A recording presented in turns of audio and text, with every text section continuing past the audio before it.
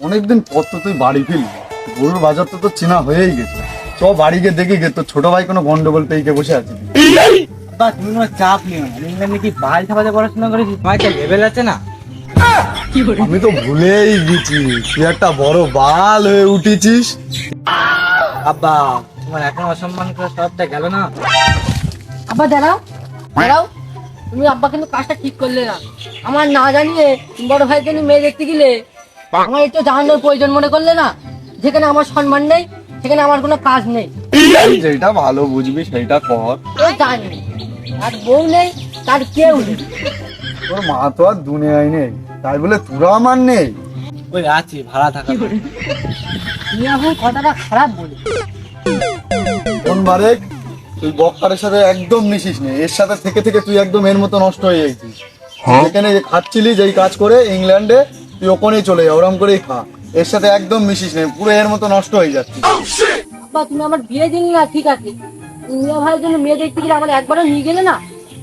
আমি ইংল্যান্ডে গেলাম, ওখানে তোমার সিদ্ধান্তের বাইরে যেতে পারলাম না। এখানে এসে তোমার উপরে দায়িত্বটা দিলাম, তুমি কিছু করতে পারলে না। তোমার মান সম্মান বলতে কিছু আর থাকলো না।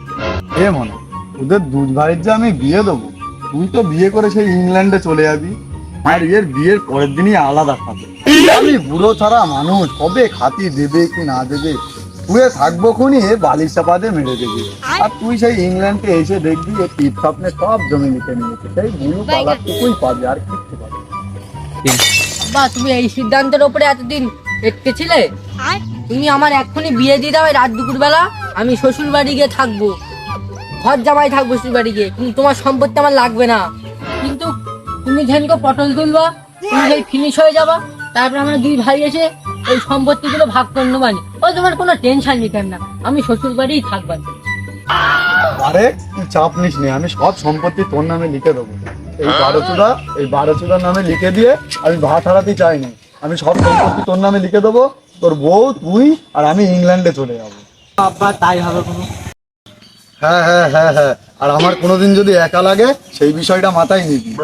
না আব্বা, আমার বিয়ে থা যদি ছেলে মেয়ে হবে কোনো, তাদের সাথে খেলে তোমার সময় কেটে যাবে। না না, সেইটা না, আমার একটা সেবা যত্ন আছে না। তা তো করবো, তুমি আমার আব্বা হও না। তুই অফিস টফিস থাকবি খুনি। থাকবো না, ওই বিষয়ে নিয়ে তোমার চিন্তা করতে হবে না। থাকলেও দেখবো কোনো, এই বিষয় করতে হবে। ও অশিক্ষিত মানুষ, ওরা আবার যেন নিরাচি বলো না, ওখানে গিয়ে মানুষকে সব শেষ করে খাই। আব্বা ও তাও দিনই ও যা পারে তাই করুক। দেখো দিনি, এতদিন আমি ওর বিয়ের কথা বুঝলাম না, আমার মনের কথা বুঝবে খুনি। আমার কোনো বিউটি পার্টি রাখবো না, আমার কোনো এন্ট্রি থাকবে না রে বারে। আর তোর কপালটা খুব খারাপ, তোর দুনিয়া থেকে তুলে দিয়ে আর এ তো কুকুর মারা ইঞ্জেকশন দিয়ে বেঁধে দেবো, সব সম্পত্তি আমার করে নেবো। সর্বনাশ, আমার যদি কেউ নাও থাকে আমি এক টুকরো জমিও তোর নামে দেবো না। হ্যাঁ রে, আমার কি পাগলে কেমড়েছে? হ্যাঁ এগুলো কি বলছো বক্কার?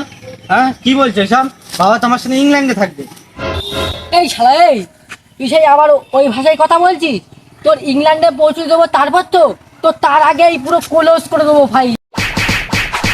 ছেড়ে দাও আবার, ভালোভাবে বলছি ছেড়ে দাও একবার, দেখো কিনা মারিয়ে, ছেড়ে দাও একবার, ছেড়ে দাও। তোর রাস্তায় মারধর করছিস কেন? ওই আমাদের মারধর বেঁধেছে। তোকে মারবে কি নিয়ে বেঁধেছে? ও আমাদের ফ্যামিলি বিষয়, তোমার আমরা বলতে যাবো কেন?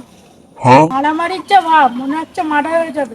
পুলিশ যদি এসে জানে আমার বাড়ির সামনে মার্ডার হয়েছে, তাহলে আমারই বলতে হবে। ও তাই তো আব্বা, পরে আবার ঝামেলা টামেলা হবে কোনো, আর এই যে ওর বিষয়টা বলে দিই, পরে মারের টার হলে বিষয়টা তুলে ধরতে পারবে তুমি। মিয়া ভাই, পুলিশকে ছবি তো আমার জন্য বিয়ে হবে না, চলো নাহলে আমরা জন্য পালাই। চলো চলো চলো।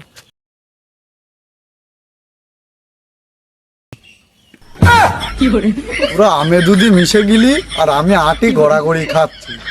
এই দাঁড়া, আমিও যাবো। বিয়েটা নেই আমরা তিন বাপ বেটাই করবো খুনি। হ্যাঁ করবো, চলো।